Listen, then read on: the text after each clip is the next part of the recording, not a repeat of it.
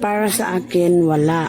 Kasi yung tradisyon noon, like for example, na tradisyon ay magmano sa mga matanda. That is a sign of respect sa mga matatanda. And magharana. That is, magharana ay yung pag-court or pag-court bala sa babae. So, same lang until now. So, same lang na kailangan mag-court yung lalaki sa babae. That is also sign of respect na ginagawa ng mga taong Pilipino.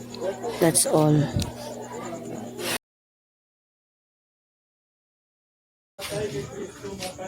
Wala pang cellphone? Wala pang cellphone. Nahihirapan kami mag-communicate sa ibang mga tao. Kasi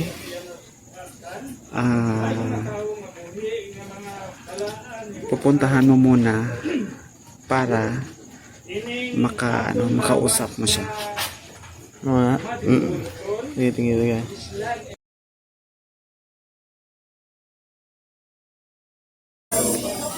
Dapat meron yung mga bago sa kultura kasi habang tao ay naging matanda, marami siyang nalaman at saka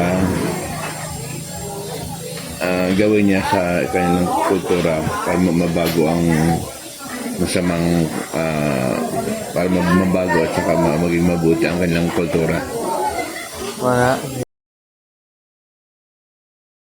So after some question hatag lang sa akon, ang mahimo ko lang na reflection for myself after all those questions is that our choices, not just choices but more on our kultura naton, mga paniniwala naton, kagaton tradisyon. So basically everything will change, tanan gid ma-change in a situation that you're in, whether that be an event, either by yourself, a conflict sa imo kagalingon, tunggalian, or any stuff, it will eventually change because it doesn't align with you. You just realize, nakita mo si mo mata, nga di na sakto sa imo. So ginislan mo to cope, to become with it. And eventually it will become the very same kultura, imo mga paniniwala, kag imo mga tradisyon that you used to do are now different, and one day it will be normal. Mula na. Thank you.